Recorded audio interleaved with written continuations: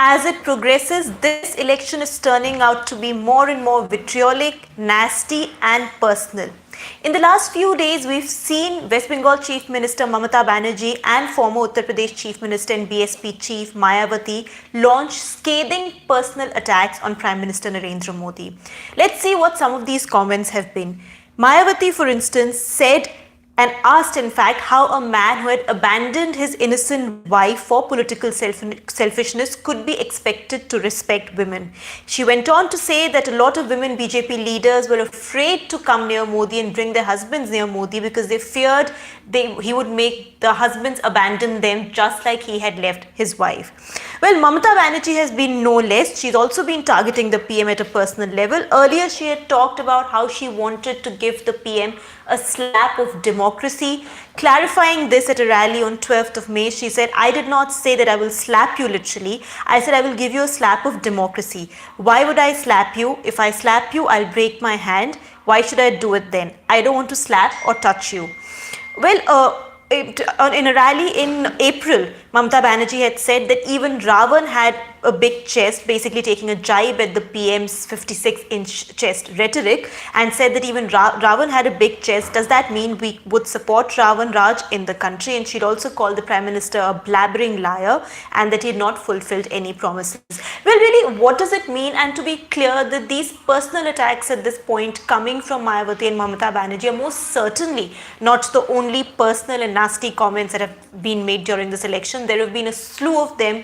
Even Prime Minister Modi has indulged in them, as have leaders across party lines. But specifically what we are looking at today is, what do these comments and what do these kind of completely nasty statements by Mamata Banerjee and Mayawati against the Prime Minister mean? Are they rattled politically? Can we say that that's what it means? Or is it just in the heat of the campaign that these statements are being made? Please do send in your questions and observations in the course of the discussion and we will take them up. Well, essentially, let's break this down. Let's look at West Bengal first. West Bengal is a state that the BJP has been targeting extremely focusedly, has been very aggressive about its campaign in West Bengal, not just now but for the past few months. The party believes that if it makes significant gains here, it can help compensate for potential losses elsewhere.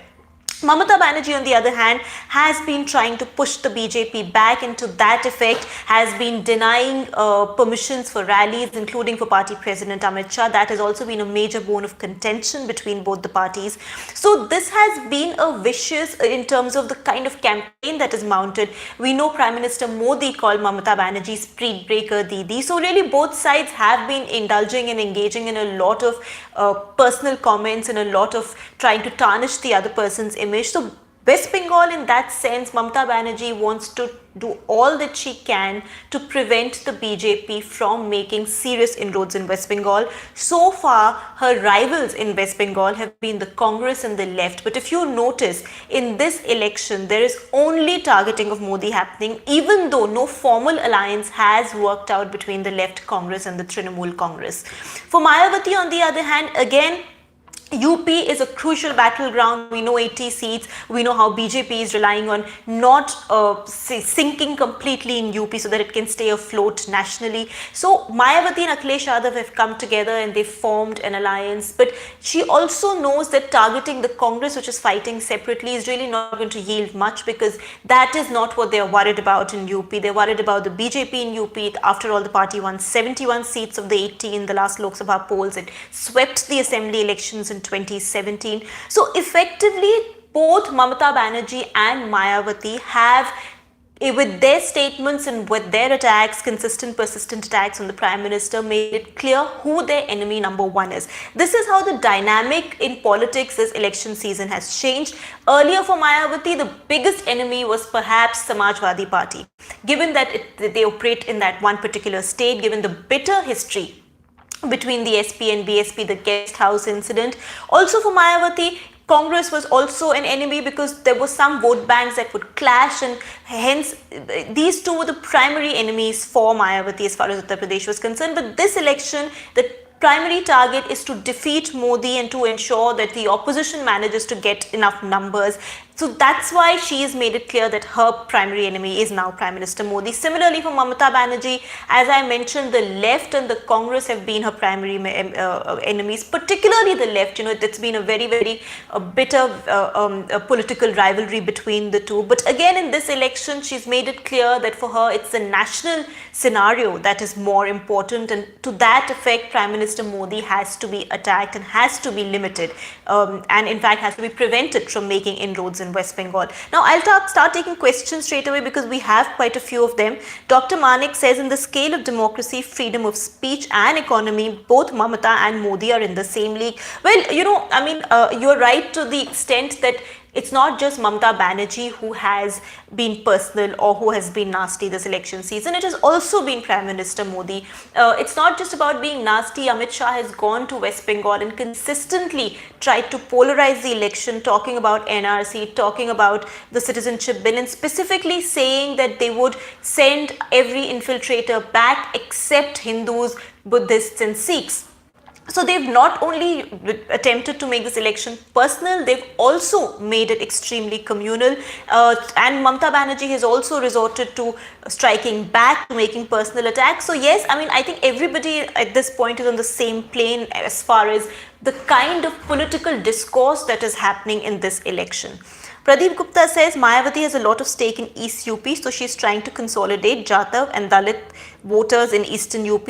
She knows if BJP comes back to power, it would be very difficult for her to maintain Mahagathbandhan. There will be a tussle for CM post. This is an existential crisis for her. Absolutely, Mr. Gupta. You couldn't have said it better.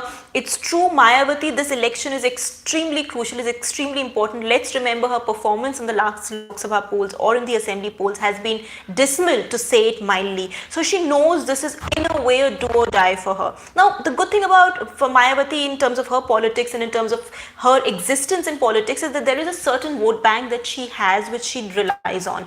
However, having said that, it hasn't yielded the necessary results in the last few elections, and she knows this is a very, very crucial election for her, which is precisely why to be able to perform well here is an absolute must for her, unless she wants to be relegated to the periphery of politics and unless she wants to be rendered irrelevant in politics. One also doesn't know how the SP-BSP alliance will really, even if they do well in this election, how it would work out before the next assembly election. There's still time to go, it's in 2022. But really, given that SP has been a main enemy, how much space can she cede to the SP, whether they can remain together, that's really something that she will have to grapple with. Hence, for her, it's important that in this Lok Sabha election, and given the number of seats that are at stake in Uttar Pradesh, she manages to get a handsome share of the pie so that she has negotiating power, not just nationally, but also within the state, and in terms of her position and relevance in the state. Nishit says it clearly shows they both are rattled big time. Also, clearest hint that arithmetic, which the Mahagathbandhan had hoped for, hasn't worked on the ground in UP. And in West Bengal, TMC might be in for a big shock. There is no other plausible reason for Mamata and Mayawati's outbursts. Well, of course, it's only, we're talking about them being rattled for sure. There is no reason why you would target someone so personally, unless you thought that person was an enemy and an opponent and a competitor, important and significant enough to target the way you are. So in that sense, yes, they are rattled, but how much what's going to happen in these states and what the numbers are going to be like, it's difficult to talk about that right now. But of course, as you mentioned, the kind of attacks that are being launched do show that there is a recognition on Mamata Banerjee's part that BJP is a big force in terms of this election in West Bengal, that she may be worried about the BJP's position in West Bengal, even if it is more in terms of a rise in vote share and not so much in terms of seats. And as I mentioned, Mayawati, we've talked about already in great detail why this is so important for her. Pradeep says Mamata wants to project herself as a main contender against Modi by making it personal. This will help her consolidate the minority votes and create a possibility for Bengali PM. She's also nervous about losing, but she can't pretend to be losing ground to Modi, so let's fire it is what she's doing. Well, you're right also to that effect. We've seen Mamata Banerjee earlier also having tried to be at the center of forging this anti-BJP, anti-Modi alliance.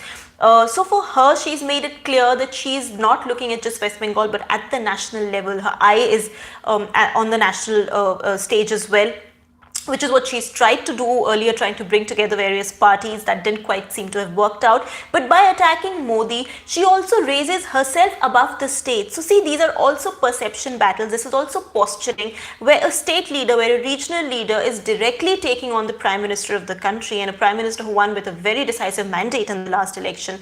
So to that effect, she's raising herself above the state. She's bringing herself out of the state and into the national political arena. So she is trying to raise her stature above just being the chief minister of West Bengal and being a national leader, and perhaps a potential prime ministerial candidate if numbers were to go a certain way. Mamata Banerjee calls PM Modi greatest danger for country. What does she mean? Well, she's really talking about how, she's talking about what she alleges to be Modi's authoritarian politics and Hindutva majoritarian politics of the BJP, and the way Modi functions. And so it's really, she's talking about how it's a threat to democracy, which is precisely why she said she wants him to get a slap of democracy. So that's what she means when she talks about great danger, his authoritarian style of functioning and BJP's Hindutva majoritarian politics. PM Modi last month claimed that 40 legislators of the Trinamool Congress were in touch with him and would soon switch sides as soon as the national elections were over. And in response, Mamata Banerjee dared him to find one. Well, of course, this is not something the PM, sitting prime minister, should really do. I mean, to talk about horse trading so brazenly and so blatantly, just because it's election season and you're campaigning, is not quite right. He's the prime minister, and this is something which is really, these are underhand tactics. These are not legitimate democratic practice or the electoral practices. So it is something the PM should have refrained from.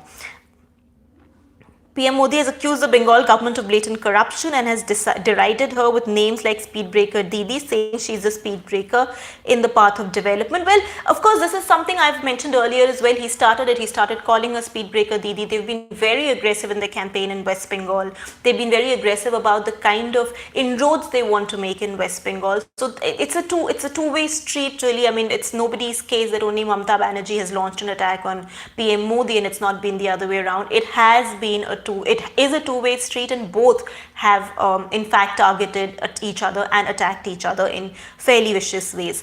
Snehesh Philip wants to know, does Mamata see herself as a probable PM candidate in case the third front gets a considerable number of seats and emerges and looks at herself as emerging as the kingmaker? Snehesh, I answered this a little bit earlier on as well, that yes, this is her attempt to rise above the state, to be able to portray herself as a national leader and to be able to project herself on the national stage and not just as a chief minister of West Bengal. She definitely fancies herself as a potential candidate, because don't forget, West Bengal has a very significant number of seats. At 42 seats, it's a very, very important state. And she is by far, in terms of the regional parties in that state, BJP is a relatively new player, as we know, in terms of the parties in that state, earlier parties, whether it's Congress or the left, and she's by far, she has an edge, she has an advantage, she's been ahead in the political and electoral game in the last few elections. So she knows that if she manages to get a significant number of seats in West Bengal, like she did last year, she can, in case numbers go a certain way, and if there is any possibility of a third front kind of a government, she can project herself as a national face, as a national leader. As I mentioned, she did that earlier by trying to bring together various parties and being on various platforms. She organized a lot of these meetings and organized a lot of these shows of unity, and that is her way of trying to project herself as a national leader and as a potential possible PM candidate, and as someone, see, it's a two-way thing. When she attacks the PM, then the PM also attacks her back, and this constantly goes on. So in that sense, she's risen above just regional leaders attacking her, and the Prime Minister herself taking her on in several occasions. Vineet Agarwal says, why can't Congress pull EC to court citing unequal treatment in similar cases of offence violations? Well, the EC's role in this entire election, of course, everybody has talked about it a lot. There have been many complaints that have gone to the EC.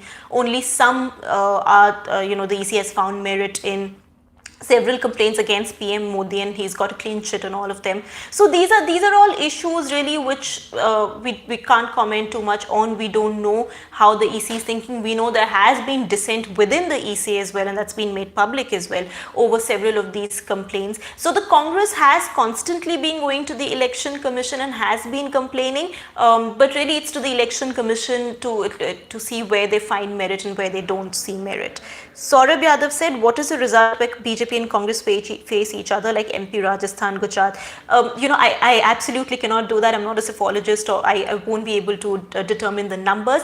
But these are states, as you very rightly mentioned, these are 3 states where, and of course Chhattisgarh as well, where these 2 parties are just against each other, and there are no significant regional players in the fray. So these are going to be important face-offs. These are also states which went to elections recently, and which witnessed a contest between the Congress and BJP, a direct contest. So what is going to be important in these is to see that even if BJP faces losses nationally, is it facing losses only because of regional parties, say in Uttar Pradesh, or is it also, or in say Maharashtra where the Congress and NCP are together, or is it going to face losses even in states where there is only Congress as its opponent? Because if that happens, then this is a leg up for the Congress, and this shows that Congress, there is a revival happening and a resurgence happening in the Congress. But if in direct contests with the Congress, the BJP still manages to beat the Congress quite decisively and emphatically, then Congress has a lot to worry about. Well, I'll take one last question.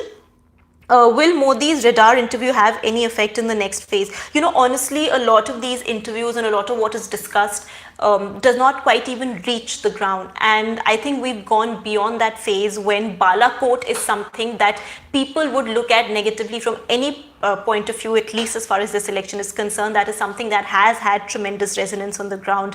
In many states, people see Modi as a decisive leader because of what happened in Balakot. So I really don't think this is going to have much of an impact at all. Well, thank you so much for watching and for sending in your questions. Do keep tracking The Print for much more.